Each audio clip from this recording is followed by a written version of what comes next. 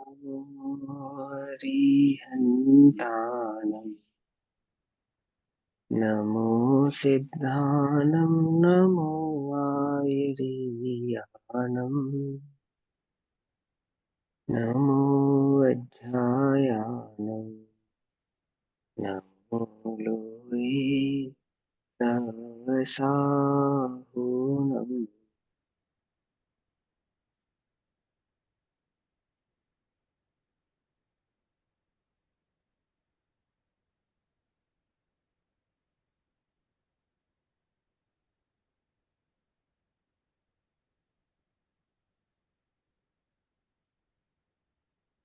नमः समेसाराय स्वानुभूत्या च काशते चित्स्वभावाय भावाय सर्वभावान्तरच्छिदे।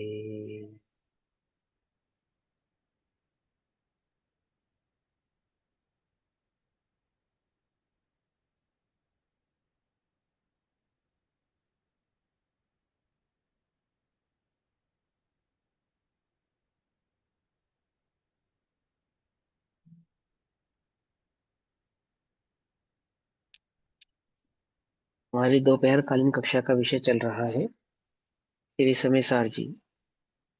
श्री समेसार जी का स्वाध्याय हम सभी आचार्य अमृतचंद्र देव द्वारा रचित आत्मख्याति टीका के माध्यम से कर रहे हैं।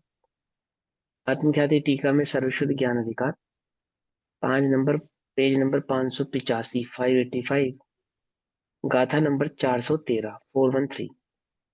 भाव चल रहा है कि द्रव्य लिंग में जो मत नहीं रखते वे ही सच्चे साधु हैं, अर्थात आत्मार्थी हैं, जिन्हें निश्चय, सम्यक दर्शन, ज्ञान चरित्र तथा दर्शन ज्ञान चरित्र में एकाग्रता है, निश्चय स्थिरता है। निश्चय कारण समय सार का अनुभव नहीं है, तब फिर उन्हें कार्य समय सार की प्राप्ति कहाँ से होगी। अर्थात जो द्रव्य लिंग में आ सकते हैं, व्यवहार मोक्ष मार्ग या व्यवहार मन वचन काय की प्रवृत्ति में जिन्होंने अपने आप को मोक्ष मार्गी माना है, मोक्ष का भाव समझा है, उन्हें वास्तविक मोक्ष मार्ग की प्राप्ति होती नहीं है। उसी भाव को गाथा नंबर 413 में आचार्य देव समझाते हैं। पाषण्डिलिङ्गेषु वागीलिङ्गेषु वा बहुपयारेषु भुवन्ति ते ममत्तिं देहिं ननादं समयसारम् बहुभाति के मुनिलिङ्गजो अथवा गृहस्थीलिङ्गजो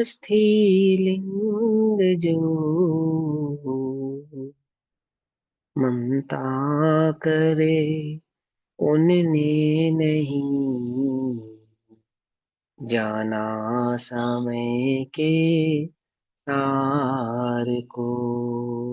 है ना, ममता माने एकत्व, मोह, मूड। ठीक है ना, जो मन वचन काय की प्रवृत्ति में मूड है, मूड है अर्थात मोही है, ममत्व धारण किया है, अर्थात मन वचन काय की क्रिया का कर्ता मैं हूं, इसके आधार से होने वाले मंद कषाय के आधार से होने वाली जो प्रवृत्ति है मन वचन काय की, उस मन वचन काय की प्रवृत्ति को वे मोक्ष मार्ग मानते हैं, उन्हें सच्चे समय सार की प्राप्ति होती नहीं है। जाना नहीं समय के सार को। भैया गृहस्थी लिंग क्या हुआ यहाँ पे? श्रावक, श्रावक, श्रावक बना। पांचवा गुण स्थान दो प्रकार से प्ररूपित करते हैं ना सम्यक दर्शन को, मोक्ष मार्ग को, गृहस्थ निश्चय और व्यवहार से। उस निश्चय और व्यवहार के मोक्ष मार्ग को दो प्रकार से स्थापित किया, यहाँ पे प्रणोपित ये किया। व्यवहार वाला लिया हुआ है, व्यवहार श्रावक धर्म। नहीं मतलब श्रावक धर्म, व्यवहार श्रावक वो मुनि का भी व्यवहार ही है, मुनि लिंग जो है। नहीं पर दो भैया जो प्रकार से, चौथे गुण एक की मुनि प्रवृत्ति का अणुव्रत पंचम और गुण कहाँ महाव्रत, वृत्ति दो होगा? प्रकार से समझा है ना। हाँ जी हाँ जी, अनुव्रत अणुव्रत जैसे और जो महाव्रत। जो चौथा और कोई पंचम गुण था। अणुव्रत हो चाहे हाँ, वो अणुव्रतों का समझो उसको मोक्ष मार्ग में। तो वहां पे वो क्या कहते हैं कि वो चौथा या पांचवा गुण स्थान किसको समझा उन्होंने, कि जो कषाय की मंदता से के साथ जो जो व्रतादि भाव परिणमित हुए ना, व्रतादि भाव हुए, उन व्रतादि भाव को उसने श्रावकपना समझा। मतलब अभी और इसमें यहाँ इसने 28 मूल गुणों को।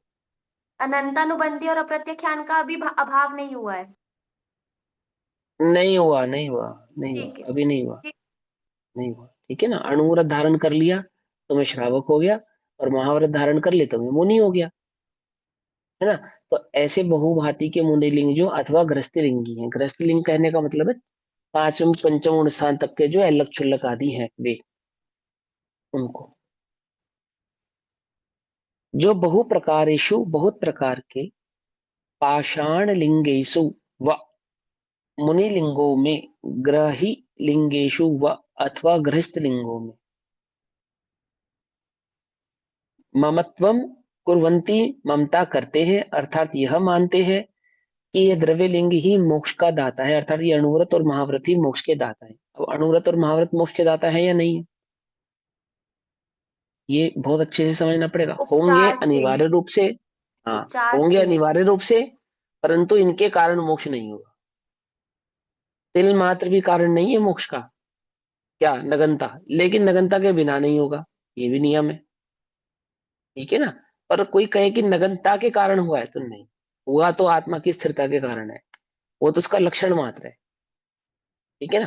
तो क्या कहते हैं, द्रव्यलिंग ही मोक्ष का दाता है। तह समयसार न ज्ञाता, उन्होंने समयसार को नहीं जाना, जो वास्तव में मैं श्रमण हूँ, मैं श्रमणोपासक श्रावक हूँ। आगे ना टीका में, टीका में आगे ना गृहस्थ माने क्या, ठीक है ना। जो वास्तव में मैं श्रमण हूँ अर्थात मुनि हूँ, अथवा मैं श्रमणोपासक अर्थात श्रावक हूँ। इस प्रकार द्रव्य लिंग में ममत्व भाव के द्वारा मिथ्या अहंकार करते हैं।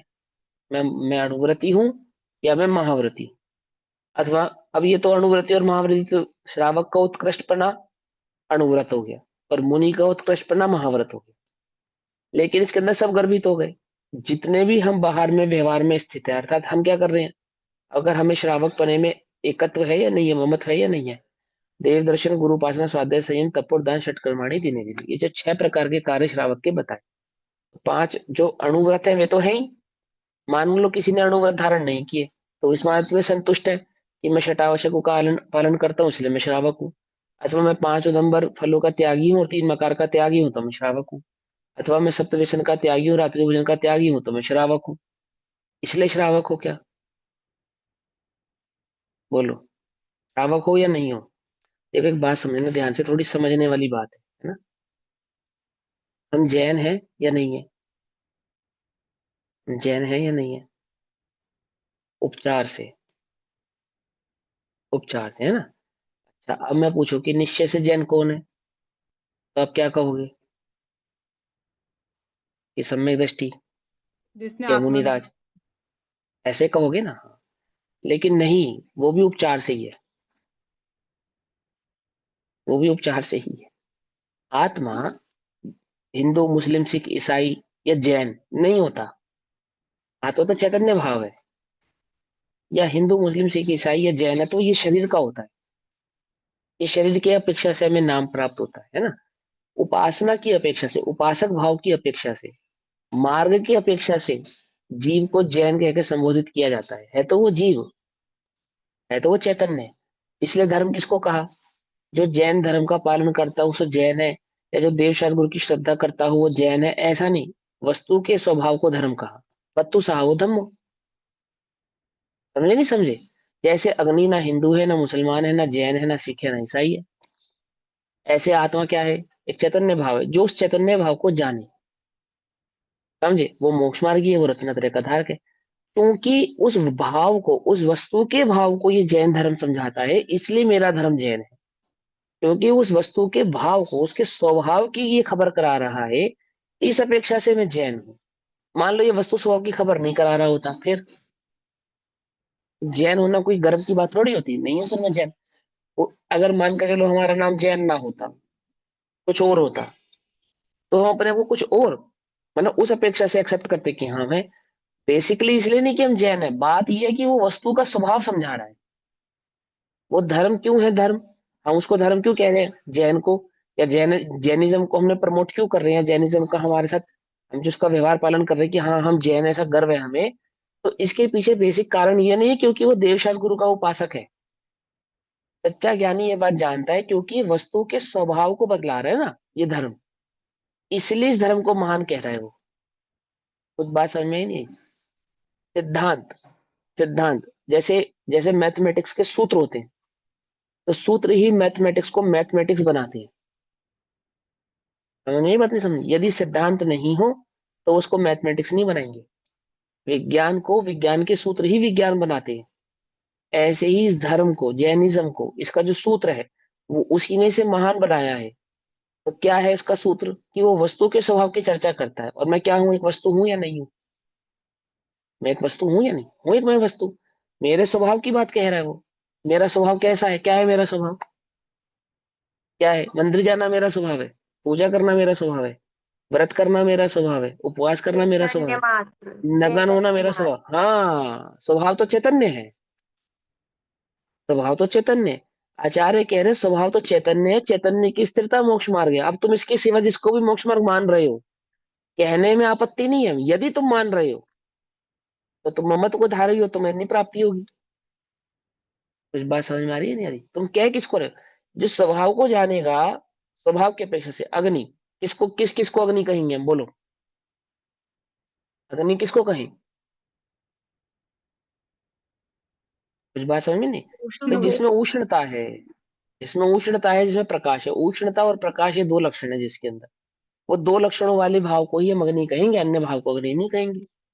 यही उसका लक्षण है, अन्य कोई और उसका लक्षण नहीं है। ऐसे धर्म किसे कहेंगे? मोक्ष मार्ग किसे कहेंगे? चैतन्य जिसमें लक्षण है, चैतन्य जिसमें लक्षण है। अब ये कहते हैं कि अणुव्रत और महाव्रतों में चैतन्य लक्षण कहाँ है? ये समझाओ आप हमें। निषेध नहीं कर रहे हैं, उल्टा नहीं पकड़ना। कोई ये कहे अरे हमने तो समझा ही नहीं, हम तो अभी तक ये समझ रहे थे व्रत तप त्याग उपवास में धर्म है। हम तो खुद ही कह रहे हैं कि नगनता से मोक्ष नहीं होता, नगन हो उसको भी मोक्ष होता है, नगन नहीं हो उसको भी मोक्ष होता है।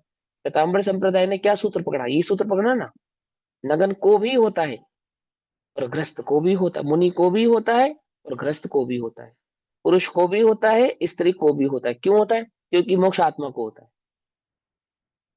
ना ग्रस्त को होता है, ना स्त्री को होता है, ना पुरुष को होता है। किसको होता है? आत्मा को होता है। तो बात तो बिल्कुल पक्की है, गलत नहीं है, बात तो सच्ची है। होता तो आत्मा को है ना? लेकिन तुमने फिर गड़बड़ कर दी, नहीं कर दी? मिथ्या भाव ग्रहण कर लिया। बिल्कुल पक्की बात। क्या ग्रस्त बने के कारण मोक्ष रुक सकता है? कि अब देखो, क्या वस्त्र मोक्ष को रोक सकता है? कि नहीं। जिसके कारण नहीं होता वो रोक भी नहीं सकता। तो क्या नगनता से मोक्ष हो सकता है? कि ऐसा भी नहीं। कि सभी नगन है तो क्या सारे मोक्ष मार्गी हैं? ऐसा भी नहीं। अब ये बड़ी अटपटी बात है, इसको समझना पड़ेगा। क्या कहते हैं? चैतन्य उसका लक्षण है, ये बात तो अनिवार्य है। अन्य कोई उसका लक्षण नहीं है। न ग्रस्तपना उसका लक्षण है, न अणुव्रत, और ना ही महाव्रत उसके लक्षण है। परंतु अणुव्रत और महाव्रत के बिना हो जाएगा, अर्थात महाव्रत के बिना हो जाएगा, कि ऐसा भी नहीं है। पर वो लक्षण नहीं है, होगा तो नहीं उसके बिना, ये बात तो पक्की है। तुम पर उसको लक्षण मत मानना, अर्थात उसमें ममत भाव धारण नहीं करना। तो ये बड़ी आपने ऐसी बात कही है, मैं तो कुछ समझ में नहीं आ रहा। कि यही उसके तो बिना होगा त्यागवाद नहीं है। की महिमा है। यही और तो वो सियाद बात है त्यागवाद। ये, हाँ, ये समझना पड़ेगा कि वो वस्तु स्वरूप को भली प्रकार से किस प्रकार से समझा जाता है। इसको कहते हैं निश्चयाभास या व्यवहाराभास, क्योंकि वस्तु स्वरूप एकांगी नहीं है, अनेकांतात्मक है ना। देखो, वस्तु स्वरूप का मतलब ये नहीं है कि एक लक्षण तो उसका चैतन्य है और एक लक्षण उसका महाव्रत है। इसको स्यादवाद नहीं कहते, ध्यान से समझना। उसका एक लक्षण महाव्रत और एक लक्षण चैतन्य भाव, ऐसा नहीं है। लक्षण तो उसका चैतन्य भाव मात्र ही है, अन्य कोई दूसरा उसका लक्षण नहीं है। 28 मूल गुण वास्तव में उसके लक्षण नहीं है, वास्तव में। लेकिन वो होते हैं, बस इतनी सी बात है। वो होते हैं। कुछ बात समझ में आई या नहीं आई? जिसको होते हैं उसको उन 28 मूल गुणों में ममत्व नहीं होता, एकत्व नहीं होता, देह की उस क्रिया में अहमपना नहीं होता। और अहमपना के बिना भी उस देह की क्रिया का निरतिचार पालन होता है। निरतिचार पालन, बहुत सिंपल सी बात। जैसे कोई गुमाश्ता, गुमाश्ता माने कि सीए, अकाउंटेंट, अपने मालिक के धन की का संरक्षण, रक्षा ऐसे ही करता है मानो उसे ही का धन हो, परंतु तिल मात्र भी उसमें ममत्व भाव धारण नहीं करता। ऐसे ही मोक्षार्थी, मुमुक्षु ज्ञानी स्वभाव का आश्रय लेकर चैतन्य में अहमपना धारण करता हुआ, मन वचन काय की प्रवृत्ति में चौकस रहता हुआ भी मन वचन काय की प्रवृत्ति में तिल मात्र भी ममत्व भाव धारण नहीं करता। कुछ बात समझे? 1% भी तिल भाव बहात्र भाव धारण करता नहीं है। अब कहते हैं आचार्य देव कहते हैं इसलिए अनुभव का मार्ग, अनुभूति प्रधान मार्ग है। तो पहले तुम अनुभूति प्रकट करोगे ना जब आत्मा की, तो तुम्हें सारी बात समझ में आएगी। इसलिए क्या कहते हैं पंडित जी भी क्या कहते हैं, पहले सम्यक दर्शन व्रत बाद में। अब इससे भी छल ग्रहण नहीं करना, ये भी छल ग्रहण करने वाली बात है कि सम्यक दर्शन पहले व्रत बाद में, है ना।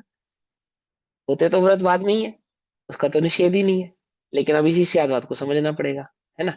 तो देखो क्या कहते हैं, जो वास्तव में, टीका पढ़ रहे हैं हम, टीका आचार्य अमरचंद्र देव कह रहे हैं, ये खलु श्रमणोहम श्रवणोपासको हमिति द्रव्य लिंगमम कारणेन मिथ्या अहंकारम कुर्वन्ति। मिथ्या अहंकार करता है, अहंकार करता है मतलब अहम पना धारण करता है। एकाकार होता है ना, जैसे एकाकार, स्वाका पर में एकाकार, आत्मा का ज्ञान में ज्ञानाकार, आत्मा का उपयोग ज्ञेय में तो ज्ञेयाकार, ऐसे ही आत्मा का पर में अहम पना है तो अहंकार। जिसका धन में अहम पना है उसको धन का अहंकार, जिसको रूप में एकत्व है उसका रूप का अहंकार, और जिसको व्रत आदि तप आदि या मन वचन काय की क्रिया में एकत्व है उसको उस द्रव्य लिंग का अहंकार। आई बात समझ में? पकड़ में बात? अहंकार कैसे? अहमपना, अपने को उसमें एकाकार करने से अहंकार। समझे शब्द कैसे बना अहंकार? तो क्या कहते हैं, जो वास्तव में श्रमण हूं, कैसे श्रमण हूं? आत्मा हूं, श्रमण हूं, चैतन्य हूं, श्रमण हूं या ज्ञाता दृष्टा चैतन्य ज्ञात भाव हूं, क्या हूं मैं? ध्रुव हूं, त्रिकाली हूं, बोलो। हूं तो मैं वो ना। अब ये जो हूं पना त्रिकाली में होना चाहिए, ध्रुव में होना चाहिए, वो हूं पना कहाँ आ गया? हाँ, वो रत्नत्रय में चला गया, व्यवहार रत्नत्रय में। जो हूं पना निश्चय रत्नत्रय में होना चाहिए था, यानी दर्शन ज्ञान चारित्र में, और रत्नत्रय मन वचन काय में चला गया। ठीक है ना। तो क्या हुआ, श्रमण हूं मैं, श्रमणोपासक श्रावक हूं। पकड़ में आई या नहीं पकड़ में आई? देखो, प्रधानमंत्री है या अपने देश में सीएम है, अगर इन्हें अपनी गद्दी में गर्व हो जाए ना, आमपना में प्रधानमंत्री हूँ, तो फिर ज्यादा देर नहीं रहने वाले गद्दी पे। लोकतंत्र तो ऐसा ही है। ठीक है, आप प्रधानमंत्री हो, हम तो सब कहेंगे आप प्रधानमंत्री हो, आप प्रधानमंत्री हो, और आप कहना मैं सेवक हूँ, मैं सेवक हूँ। क्या? कोई बात समझ में नहीं? हम तो क्या कहेंगे, तुम देश के राजा हो, और तुम क्या कहना कि मैं देश का नौकर हूँ। अगर ऐसे चलोगे तो फिर हम तुम्हें बिठाए रखेंगे। और जहां तुमने ये गर्व धारण किया कि मैं प्रधानमंत्री हूँ, और तुम सारे मेरे अब बच्चों तुम्हें ज्यादा देर टिकने नहीं देंगे। अब तो तुम्हें गिराएंगे हम, पूरे समझे, है ना। ऐसा लोक में व्यवहार ऐसे चलता है ना, ऐसे ही मोक्ष मार्ग में चलता है।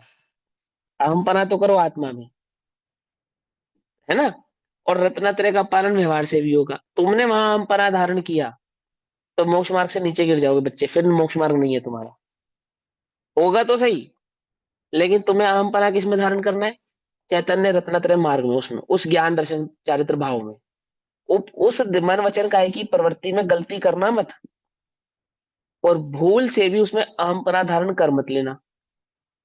तुमने वहां अहमपना धारण किया नहीं, और यहाँ मोक्ष मार्ग गया नहीं। और अगर उसमें गलती की, किसमें गलती की?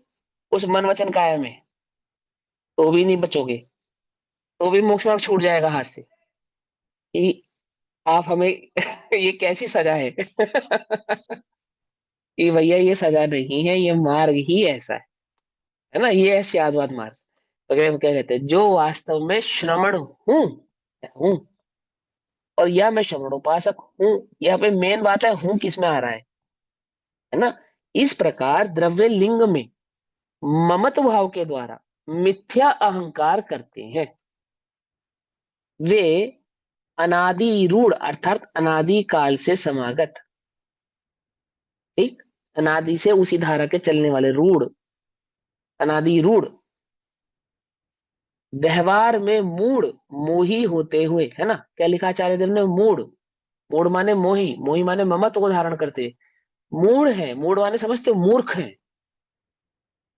मूर्ख, जिसने उस द्रव्य भाव में 28 मूल गुणादि अणुव्रत या महाव्रतों में ये भाव धारण किया है कि मैं इन अणुव्रतों का अथवा महाव्रतों को करता हूं और यही मोक्ष मार्ग है, वो मूर्ख है। ऐसा आचार्य देव कह रहे, मूढ़ मोही होते हुए, प्रौढ़ विवेक वाले, निश्चय पर आरूढ़ न होते हुए, परमार्थ सत्य जो परमार्थ से सत्यार्थ है, ऐसे भगवान समय सार को नहीं देखते, अनुभव नहीं करते। और जिसने भगवान समय सार अर्थात उस चैतन्य भाव का अनुभव किया है, वे क्या नहीं करते? उस रत्नत्रय यानी कि उस व्यवहार रत्नत्रय में, मन वचन कायिक की उस प्रवृत्ति में, द्रव्यलिंग में अहमपना धारण नहीं करते। आगे बस समझ में। अब हूं कौन मैं श्रावक हूं, ये चैतन्य हूँ, चैतन्य हूँ। और आत्मा कुछ खाता पीता है क्या? इसलिए रात में खाओ, चाहे भक्ष खाओ, चाहे भक्ष खाओ, क्योंकि मैं तो कुछ खाता नहीं। ऐसा छल ग्रहण नहीं करना, है ना। और क्यों, तुमने कितने वर्षों से भक्ष नहीं खाया, रात्रि भोजन नहीं किया? बोलो, कितने वर्षों से नहीं किया, बताओ। अनादिकाल से। हाँ, भक्ष भी नहीं खाया भैया अनादिकाल से हमने, तो आप अब भक्ष की बात कर रहे हो। आई बात समझ में या नहीं समझ में? दृष्टि तो करना चैतन्य की, और चैतन्य की दृष्टि करने पर व्यवहार मोक्ष मार्ग तो सहज ही होता है। पालन नहीं करना पड़ता, वो सहज है, उसको सहजता कहते हैं। जो करना पड़े बुद्धि पूर्वक, उसको सहज नहीं कहते हैं। जो होता है उसको सहज कहते हैं। समझे ऐसा? अनादिकालीन पर द्रव्य के संयोगों से होने वाले व्यवहार ही में जो पुरुष मूढ़ अर्थात मोहित हैं, वे मानते हैं कि ये बाह्य महाव्रत आदि रूप वेश ही हमें मोक्ष प्राप्त करा देगा। परंतु ये बात ध्यान रखना, ये जो मूड है ना बाह्य में, ये खाली शरीर की क्रिया में नहीं है, मन वचन का है, तीनों में है। कभी आप इसका ये समझो कि वो शरीर शरीर में मानता है, और मोक्ष मार्ग तो मन से पाला जाता है ना, मन से पालता है ना मोक्ष मार्ग। बोलो, धर्म मन से पालना चाहिए, देह से पालना चाहिए? बताओ, कहाँ से पलता है मोक्ष मार्ग, मन से या शरीर से? वो पलता है चैतन्य से। समझे? चैतन्य का मन लक्षण नहीं है। मन में चैतन्य भाव प्रकाशित तो है, परंतु मन चैतन्य का लक्षण नहीं है। कुछ बात समझ में ही नहीं आई? चैतन्य का लक्षण क्या है? ज्ञान और दर्शन, जानना जानना सहज जानन भाव, वह चैतन्य का लक्षण है, उसकी स्थिरता, वो मोक्ष मार्ग है। ठीक। अनादिकालीन पर द्रव्य के संयोगों से होने वाले व्यवहार ही में जो पुरुष मूढ़ अर्थात मोहित है, वे मानते हैं कि ये बाह्य महाव्रतादि रूप वेश ही हमें मोक्ष प्राप्त करा देगा। परंतु जिससे भेद विज्ञान होता है, ऐसे निश्चय को वे नहीं जानते, अर्थात जिससे वस्तु स्वभाव की खबर होती है और अपने निज चैतन्य भाव का ज्ञान प्रकट होता है, ऐसे वस्तु स्वभाव के भेद विज्ञान को वे नहीं जानते। ऐसे पुरुष सत्यार्थ परमार्थ रूप शुद्ध ज्ञानमय समय सार को नहीं देखते, नहीं देखते अर्थात नहीं अनुभव करते, नहीं देखते अर्थात अनुभवते नहीं, अनुभव नहीं करते। अब इसी अर्थ का कलश रूप काव्य कहते हैं।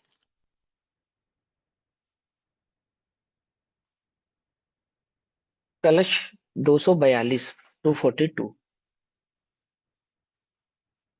व्यवहार मूढ़ दृष्टयः परमार्थं कलयन्ति नो जनाः, तुष्बोध विमुग्ध बुद्धयः कलयन्ति हितुषं न तण्डुलम्।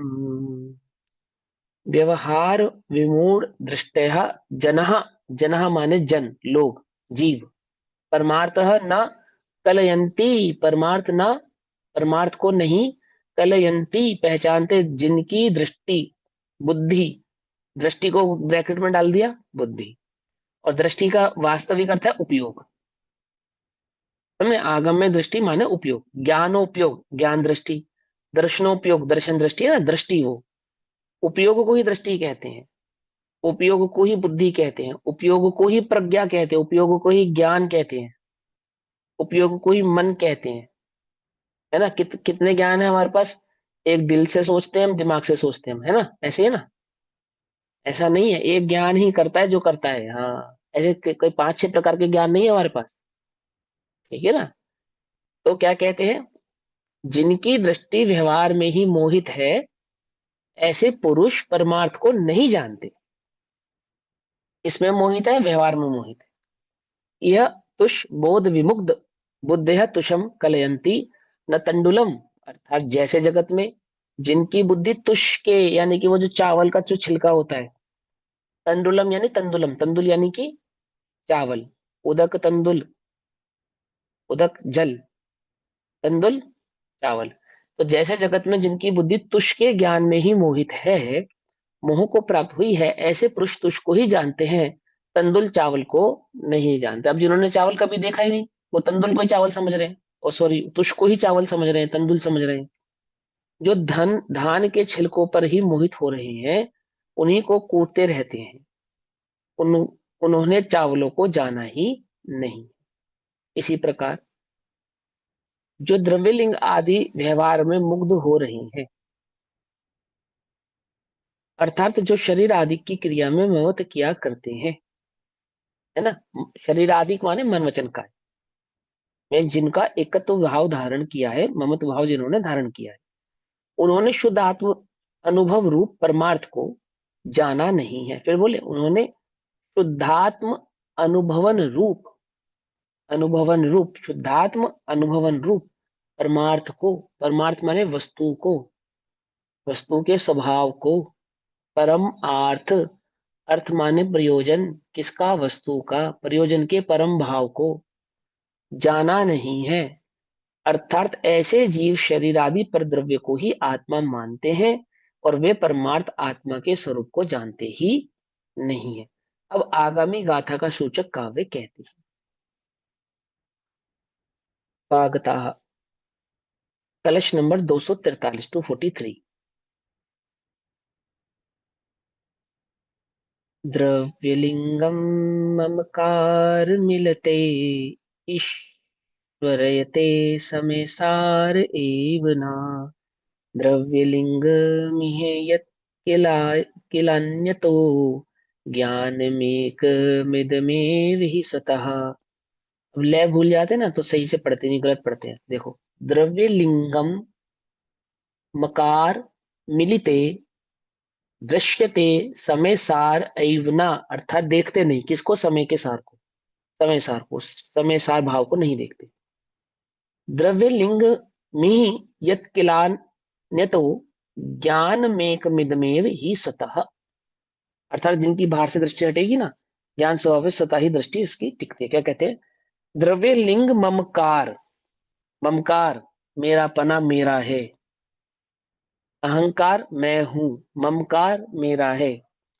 द्रव्यलिंग ममकार मिलिते समय सारह एव न दृश्यते। अर्थात जो द्रव्यलिंग में ममकार द्वारा, ममकार के द्वारा अंध विवेक रहित हैं, वे समय सार को ही नहीं देखते, अर्थात वस्तु के स्वभाव को नहीं देखते, स्वरूप को नहीं देखते। जो पर में आ सकते हैं वो स्वभाव को नहीं देखते, सीधी सी बात है। परासक्त जीव स्वभाव को नहीं देखता है। यत यह द्रव्यलिंगम किला अन्यथा, क्योंकि इस जगत में द्रव्यलिंग तो वास्तव में अन्य द्रव्य से होता है। द्रव्यलिंग तो किसका है, द्रव्यलिंग तो देह से होता है। समझे नहीं समझे।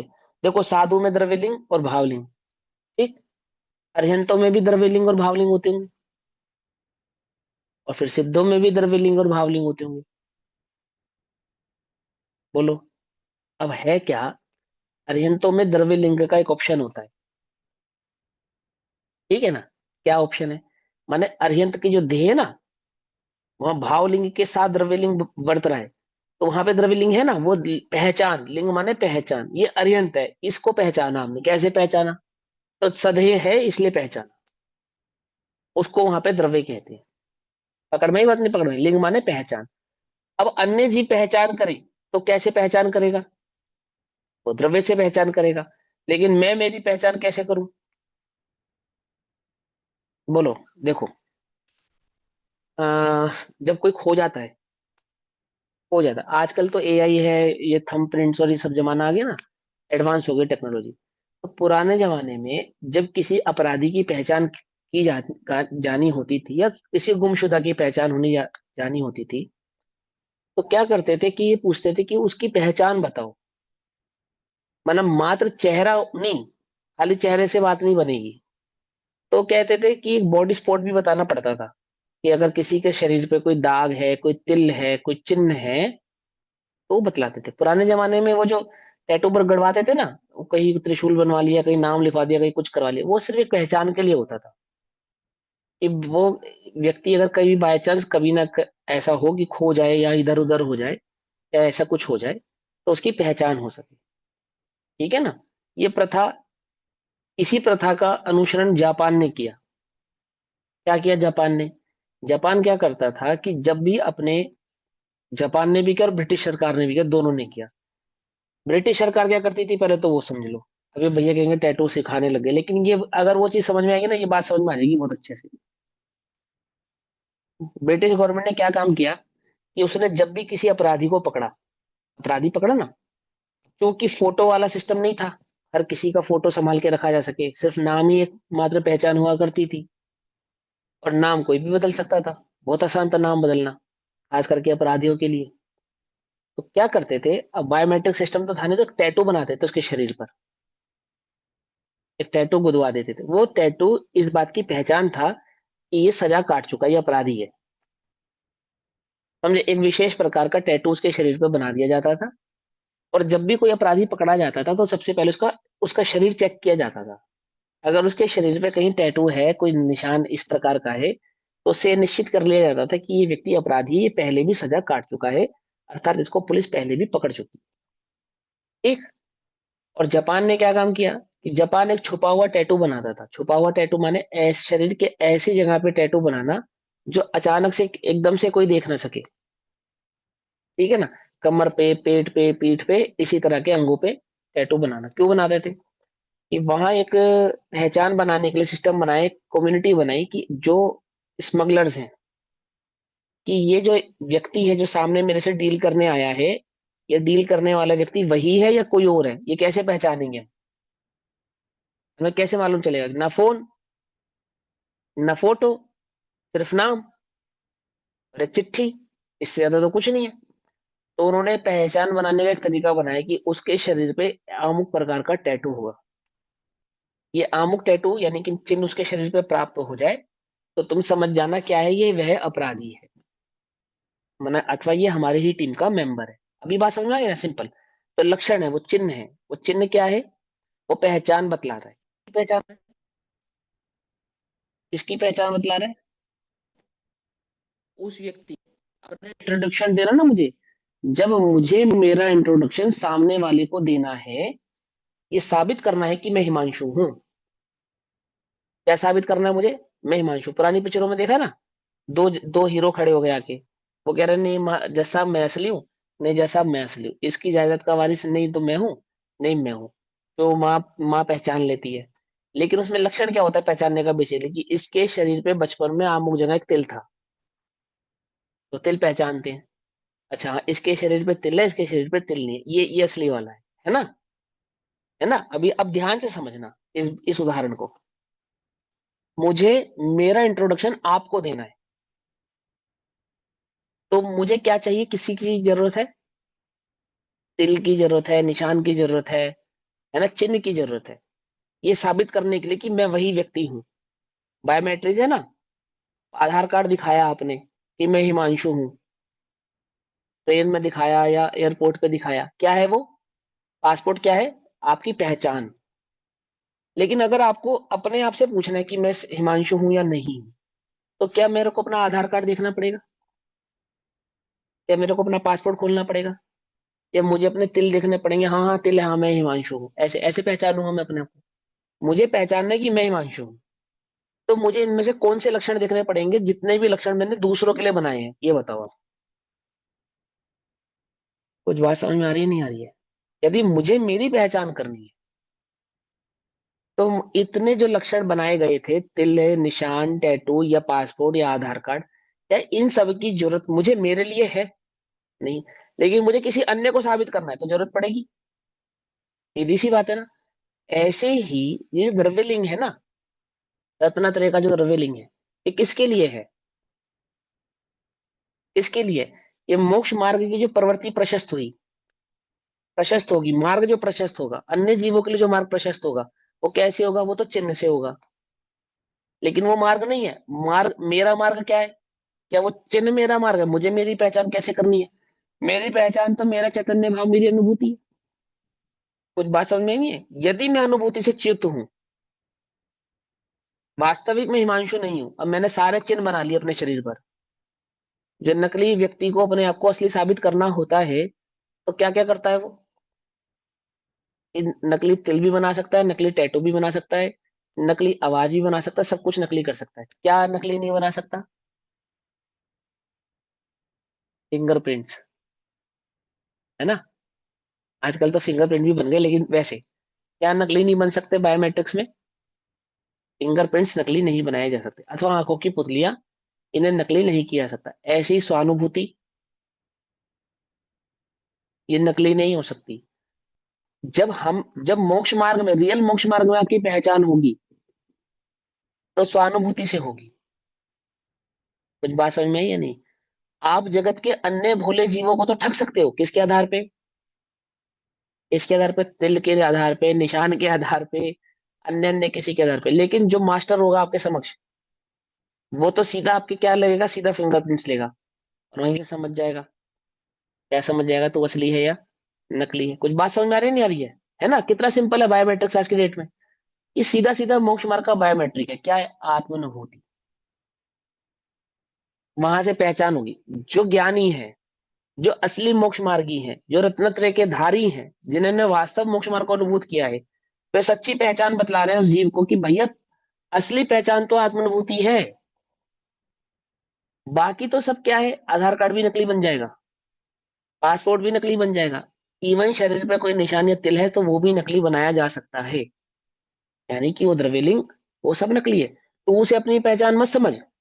अन्यों के लिए तो वो पहचान बना भी ले तो बना ले, लेकिन वो वास्तविक पहचान नहीं है। अब मोक्ष मार्ग में जो मुनिराज हैं, जो गुरु हैं, उनकी क्या पहचान है?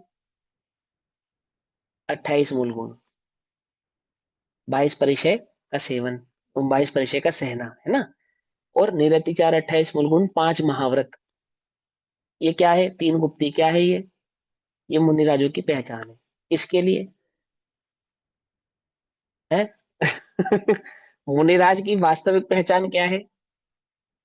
3 कषाय चौकड़ी का अभाव। 3 कषाय चौकड़ी के अभाव रूप शुद्धात्मा आत्मा का अनुभव होना, वर्तना, स्वानुभूति, प्रचुर संवेदन।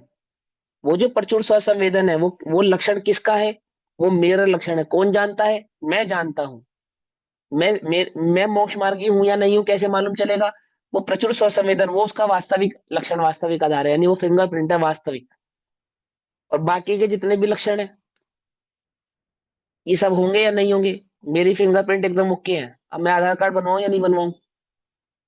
मैं हिमांशु हूँ बिल्कुल पक्का। मेरे मम्मी से पूछ लो, मेरे पापा से पूछ लो, मेरे भाइयों से पूछ लो, मेरे दोस्तों से पूछ लो, भैया आधार कार्ड लाओ। गवाही नहीं चलेगी यहाँ पे। मैं आत्मानुभूति हूँ, मुझे आत्मा का अनुभव हुआ है, बोले नहीं, 28 मूल गुण चाहिए, तभी आपको हम मुनिपना मानेंगे, अन्यथा नहीं मानेंगे। इससे पूछ लो, उससे पूछ लो, उसे नहीं चलेगा। और वास्तविकता कहाँ से आएगी? स्वानुभूति से। सच्चा मोक्ष मार्गी कौन? स्वानुभव, जिसको प्रकट हुआ है। बात समझ में आई? दोनों बातें समझ में आती है, नहीं आती है ना? मेरे को मेरे भाव, परमार्थ, परमार्थ, मुझे मोक्ष प्रकट करना है, तो कैसे प्रकट होगा? मुझे करना है। मुझे, कि मैंने 28 मूल गुणों का पालन कर लिया, अब तो मुझे हो गया ना मोक्ष? बोले नहीं, सहानुभूति से प्रकट होता है। 3 कषाय चौकड़ी के अभाव रूप वह रत्नत्रय महाव्रत पना आता है। 2 कषाय के अभाव रूप वह श्रावक पना आता है। और चारों कषाय के अभाव रूप वह सिद्धत्व प्रकट होता है, सिद्धपना भाव प्रकट होता है ना? वो वास्तविक लक्षण है उसका। यूं ही तुम अपने आप को मुनि मान लो, तो छल ग्रहण करने वाली बात है कि आपने तो कहा था ये लक्षण है 28 मूल गुण, हमने तो पढ़ा है आगम ग्रंथों में, चरणान्यों के ग्रंथों में, कि वो तो सही है, वो तो बात पक्की है, वो गलत नहीं है। समझे नहीं समझे? वो जो आपने आईडीज क्रिएट की हैं, उस आईडियो में कोई गड़बड़ नहीं है। पर इन आईडियो को तुम जिनका साबित कर रहे हो ना, किनके साबित कर रहे हो? ये तुम्हारी नहीं है, तुम्हारी तो कोई और है। तुम्हारी वास्तविक आईडी तुम्हारे फिंगरप्रिंट से और तुम्हारी वास्तविक पहचान से सिद्ध होंगी। तो मेरी जो वास्तविक पहचान है, ये तो आईडी आइडेंटिफिकेशन है। ये तो नकली भी बनाई जा सकती है। कौन सी? जो वो मन वचन काया की प्रवृत्ति रूप है। लेकिन जो वास्तविक है वो कौन सी है? वो तो स्वानुभूति है, वो तो स्वानुभव है, वो तो तीन कषाय चौकड़ी का अभाव है, अथवा दो कषाय चौकड़ी का अभाव है। क्या वो प्रकट हुआ? अब जिसके चित्त में मायाचारी है उसकी बात नहीं कर रहे हैं, लेकिन जो इस भ्रम में बैठा है कि मैंने तो 28 मूल गुणों का अनुपालन किया है, निरतिचार पंच महाव्रतों का पालन किया है, तो मैं तो मुनि हूं ना, मुझे तो मोक्ष मार्ग हो गया ना। तो उसकी शंका को आचार्य देव दूर कर रहे हैं। वो बता रहे नहीं, अभी नहीं हुआ। बोले क्यों नहीं हुआ? तो अगर इस 28 मूल गुण मन वचन काया की प्रवृत्ति, पंच महाव्रत, तीन गुप्ती आदि में, गुप्ती तो खैर संबंध के बिना नहीं होगी, 28 मूल गुण, 22 परिचय, पांच महाव्रत आदि में अहंपना धारण करके बैठा है, तो तुझे मोक्ष मार्ग नहीं है। वो तो मूढ़ है, मूर्ख है कि प्रभु आप कभी तो कहते हो 28 मूल गुणों में निरतिचार पालन होना चाहिए, कि हाँ होना चाहिए, और अब आप कह रहे हो मोक्ष मार्ग नहीं, कि बिल्कुल भी नहीं। तो क्या है मोक्ष मार्ग? मोक्ष मार्ग आत्मानुभूति है। ये देखो मेरे पास आधार कार्ड है, मैं हिमांशु, बोले आधार कार्ड है, ये बात ठीक है, लेकिन फिंगरप्रिंट नहीं मैच हो रहा ना भाई। कोई बात हमें नहीं। ऐसा नकली नकली आधार कार्ड नहीं चलेगा। असली है, देखो असली है। अरे भाई ये अगर फिंगरप्रिंट मैच नहीं हो रहा तो नकली है। असली वाले के पास भी तो ऐसे ही आधार कार्ड है, उसको तो आपने मान लिया क्योंकि उसका फिंगरप्रिंट मैच हो रहा है। कुछ बात समझ में नहीं? उसकी सहानुभूति से अनुभव है उसके पास, तो 28 गुण उसके मैच होंगे। और बिना अनुभव के हो तो सकते हैं, पर वो लक्षण नहीं है, वो वास्तविक लक्षण नहीं है। जब जब निर्णय होगा तो वास्तविक लक्षणों से होगा। तो ये निर्णय आत्मा क्या कहते हैं देखो, जो द्रव्य लिंग में ममकार के द्वारा अंध विवेक रहित है, ममकार के द्वारा अंध है और विवेक से रहित है, वे समय सार को नहीं देखते। क्योंकि इस जगत में द्रव्य लिंग तो वास्तव में अन्य द्रव्य से होता है। द्रव्य लिंग तो वास्तव में किसका होता है? वो तो पुद्गल द्रव्य का है, उसकी परिणति है ना। इदम ज्ञानम एव ही एकम स्वतः। आहा, इदम ज्ञानम एव ही एकम, एकम स्वतः, मात्र यह ज्ञान ही निज से आत्मद्रव्य से होता है। एक ज्ञान ही लक्षण है जो आत्मा से होता है। अन्य जितने भी तुमने लक्षण बताए वो तो सब पुद्गल के हैं।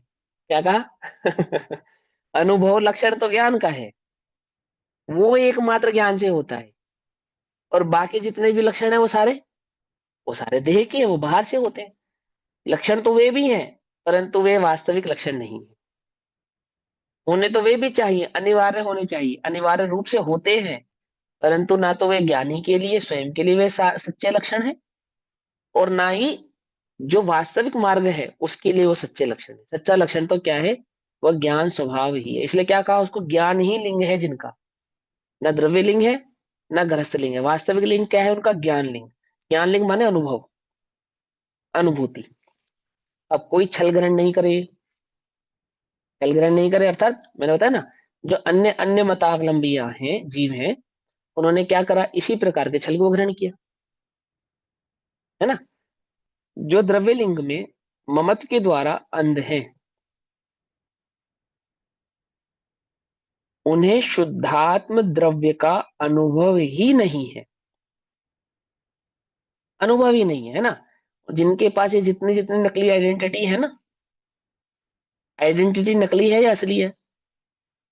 आइडेंटिटी सच्चा व्यक्ति हो तो सच्ची है, और व्यक्ति झूठा हो तो वही आइडेंटिटी झूठी है, सीधी सी बात। कुछ बात समझ में नहीं? मेरे जैसा बिल्कुल सेम टू सेम दिखने वाला एक और हिमांशु मेरी आइडेंटिटीज चुरा ले, तो आइडेंटिटी तो सच्ची है, आइडेंटिटी झूठी नहीं है, परंतु मेरी अपेक्षा से तो सच्ची है और उसकी अपेक्षा से झूठी है। कुछ बात समझ में आई या नहीं? आइडेंटिटी झूठी नहीं है, पर किसके लिए सच्ची? मेरी अपेक्षा से सच्ची है और उसकी अपेक्षा से झूठी है। वे 28 मूल गुण, वे 22 परिचय, वे पंच महाव्रत सच्चे हैं या झूठे हैं? तीन कषाय चौकड़ी के अभाव रूप बरतने वाले जीव के सच्चे हैं। और तीन कषाय चौकड़ी के अभाव नहीं है, अर्थात वो मिथ्या दृष्टि है, जिसने आत्मानुभव नहीं किया उसकी अपेक्षा से झूठे हैं। तो अब हम तो जो चीज कभी सच्ची और कभी झूठी साबित हो रही है, उसको उसको लक्षण ही क्यों बनाना कि ऐसा नहीं है, अनिवार्य है, होगा तो वो भी, लेकिन सच्चे के साथ वे सच्चे कहलाएंगे और झूठे के साथ वे ही झूठे कहलाएंगे। तो सच्चे झूठ का वास्तविक लक्षण क्या है फिर? आइडेंटिटी है क्या? बोले नहीं। सच्चा लक्षण तो आत्मानुभूति है। जिसको आत्मानुभूति होगी, ये सारी चीजें उसके साथ भी होंगी। जिसको नहीं होगी उसके पास भी होगी। अब आपको पहचानना है, अपने को पहचानना है, तो आत्मानुभूति से पहचानो। और मोक्ष मार्ग में अन्य जगह जब जहां पे लक्षण पहचाने जाएंगे, जैसे शिथिलाचार आदि वगैरह के, तो वहां लक्षण ऐसे पहचाने जाएंगे, सीधे सीधे से, है ना। मात्र यह ज्ञान ही निज से आत्मद्रव्य से होता है। एक एक ज्ञान ही मेरा लक्षण है और अन्य कोई मेरा लक्षण नहीं है। मुझे मेरा लक्षण पहचानना है तो कैसे पहचानूंगा? मंद कषाय से नहीं, ज्ञान से एकत्व में। ठीक है, मन वचन काय की प्रवृत्ति से कि नहीं, ज्ञान में एकत्व से। अब ये मोक्ष मार्ग है क्योंकि हम स्वाध्याय करते हैं, क्योंकि हमारा सूक्ष्म ज्ञान स्वाध्याय के क्षेत्र में निखरा हुआ है, उज्जवल है, इसलिए नहीं। ज्ञान से एकत्व है या नहीं, ये बताओ। ज्ञान में एकत्व है तो मोक्ष मार्ग है, और वह ज्ञान में एकत्व नहीं है तो मोक्ष मार्ग नहीं है। ज्ञान माने ज्ञान चैतन्य ज्ञान स्वभाव में आत्मा में एकत्व, ज्ञान ही आत्मा है, आत्मा ही ज्ञान है। ज्ञान माने क्षेपशम ज्ञान नहीं, ज्ञान माने सहज चैतन्य भाव। ठीक, मात्र यह ज्ञान ही निज से आत्म द्रव्य से होता है। जो द्रव्य लिंग में ममत्व के द्वारा अंध हैं, उन्हें शुद्धात्म द्रव्य का अनुभव ही नहीं है, क्योंकि वे व्यवहार को ही परमार्थ मानते हैं, इसलिए पर द्रव्य को ही आत्म द्रव्य मानते हैं। क्योंकि वे परमार्थ को मोक्ष मार्ग मानते हैं और व्यवहार में परमार्थ मानने के कारण वे पर द्रव्य को ही आत्मा, अहम, ममत्व भाव के साथ कि यही मोक्ष मार्ग है, यही मेरा मार्ग है, ऐसे ममत्व भाव से वहां आत्म भाव को वे धारण करते हैं। अर्थात मंदकषाय मन वचन काय की प्रवृत्ति, उसको वो मोक्ष मार्ग का लक्षण मानते हैं, अपना लक्षण मानते हैं कि मेरा मोक्ष मार्ग है। जबकि मेरा क्या है? वो ज्ञान एकमात्र मेरा है, अन्य कोई भाव मेरा नहीं है, राग मेरा नहीं है। पकड़ में ही बात नहीं? पकड़ में। खीर में राख मिलाया, कैसे मिलाई खीर में राख? जब मंद कषाय का रस आया तो खीर में राख मिला दी। जब मंद कषाय की प्रवृत्ति है ना, ये मन वचन काय की जो प्रवृत्ति, जो रत्नत्रय की प्रवृत्ति है, व्यवहार रत्नत्रय की प्रवृत्ति है, तो क्या करा उसने? ज्ञान में राख मिला दिया, मोह मिला दिया, राग मिला के खा रहा है, आनंद ले रहा है राग का, मानता है ज्ञान का। जबकि ज्ञान कैसा है? एकमात्र ज्ञान ही मेरा लक्षण है, अन्य कोई मेरा लक्षण नहीं। वो कब होगा? जब अन्य सभी मन वचन काय की प्रवृत्ति से उपयोग हटेगा और चैतन्य ज्ञान भाव की प्रवृत्ति में, अर्थात उसकी अनुभूति में स्थिर होगा, प्रवृत्त होगा। पर द्रव्य को आत्मद्रव्य मानते हैं। कलश नंबर 243। अब गाथा नंबर 414, 1414। मैं बहुत ज्यादा स्लो तो नहीं चल रहा? जो जो गाथा मुझे लग रही है जरूरी है समझाने की, बस वही टाइम लूंगा, बाकी जगह तो नहीं लूंगा, बाकी तो मैं थोड़ा थोड़ा जल्दी ले लेता हूँ, है ना। व्यवहार ने ही मुनि लिंग को और श्रावक लिंग को, दोनों को मोक्ष मार्ग कहता है। कौन? व्यवहार ने, निश्चय ने नहीं कहता। व्यवहार ने किस किस को? व्यवहार ने ही मुनि लिंग को और श्रावक लिंग को, दोनों को मोक्ष मार्ग कहता है। निश्चय ने किसी लिंग को मोक्ष मार्ग नहीं कहता, ये गाथा द्वारा कहते हैं। अर्थात वो व्यवहार लिंग, जो व्यवहार नए हैं, अर्थात आगम और या चरणानुयोग आदि के ग्रंथों में जो प्ररूपणा दो प्रकार से की, मुनि धर्म और श्रावक धर्म की अपेक्षा से, तो व्यवहार ने तो मोक्ष मार्गों को दो प्रकार का कहता है, परंतु निश्चय वो इन दोनों को मोक्ष मार्ग नहीं कहता, इन दोनों लिंग को नहीं कहता, वो ज्ञान लिंग को कहता है। 414 नंबर का की गाथा। व्यवहारियो पूर्ण पाणाओ पुण्यानि भणदी मोक्ष पहे निश्चय इच्छदी मोक्ष पहे सवलिंगाणी। व्यवहार ने इन लिंग द्वय को मोक्ष के पथ में कहे, निश्चय नहीं माने कभी भी। लिंग मुक्ति पंथ में व्यवहारिक कह नह पुनः व्यवहार ने द्वे लिंगय अपि दोनों लिंगों को मोक्ष पथे बढ़ती मोक्ष मार्ग में कहता है। अर्थात व्यवहार ने मुनि लिंग और गृही लिंग को मोक्ष मार्ग कहता है। निश्चय ने सर्वलिंगानी सभी लिंगों को अर्थात किसी भी लिंग को इन दोनों लिंगों को मोक्ष पते न क्षति मोक्ष मार्ग में नहीं मानता अर्थात मोक्ष मार्ग का इन्हें लक्षण नहीं मानता ऐसा। ठीक है ना। इवे जो जिसको आप श्रावकपना अथवा मुनिपना कह रहे हो जिसको आपने श्रावकपना और मुनिपना कहा है उसको श्रावकपना और मुनिपना कौन नहीं मानता। निश्चय ने नहीं मानता। ठीक है ना। तो किसको मानता है। क्या निश्चय ने दो कषाय चौकड़ी और तीन कषाय चौकड़ी के अभाव को मानता है। बोलो। ये भी समझना पड़ेगा। दो कषाय चौकड़ी के अभाव को श्रावकपना और तीन कषाय चौकड़ी के अभाव को मुनिपना ये भी व्यवहार का कथन है। ठीक है ये निश्चय का कथन नहीं है ना। क्योंकि वहां पे उस चैतन्य की जो पहचान है वो अल्टीमेटली कर तो आप पर से ही रहे हो ना। अर्थात कर्मों की अपेक्षा से ही कर रहे हो ना। कर्म तो आत्मा का स्वभाव नहीं है। कर्म तो जुदी वस्तु है। और आप जुदी वस्तु को आत्मा का लक्षण बना रहे हो। एक बात। फिर उस आत्मा को अपने गुण स्थानों में डिवाइड कर दिया चौथे पांचवे छठे ऐसा कहकर तो आत्मा तो गुण स्थान अतीत है ज्ञान का कोई गुण स्थान नहीं होता। इसलिए वो भी क्या है वास्तव में व्यवहार का ही लक्षण है। और निश्चय किसको नहीं कहेगा। निश्चय गुण स्थानों की बात नहीं करेगा। कषाय चौकड़ी की अपेक्षा से अभाव की बात नहीं करेगा वो एक ज्ञान स्वभाव की बात करेगा बस। और कोई बात नहीं करेगा। उसको नहीं मालूम कौन सा गुण स्थान है। हमें तो इतना मालूम है ज्ञान स्वभाव में स्थिर हो या नहीं हो ना तो मोक्ष मार्गी है बस खत्म बात। तो वो ज्ञान को लक्षण बना के अपनी चर्चा करता है निश्चय जो वस्तु का वास्तविक स्वरूप है। एक द्रव्य में दूसरे द्रव्य को मिलाकर बात नहीं करेगा। जो द्रव्य है उस द्रव्य का जो भाव स्वभाव है उसकी अपेक्षा से ही वो उसकी चर्चा करेगा। ठीक। अब इसकी टीका पढ़ते सो अभी तो समय हुआ। टीका हम कल पढ़ेंगे। तब तक के लिए सभी को जय जिनेन्द्र। ओम नमः सिद्धेभ्यः।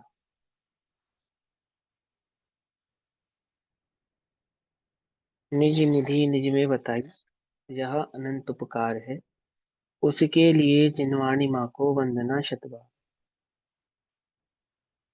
नमो वर्षंतान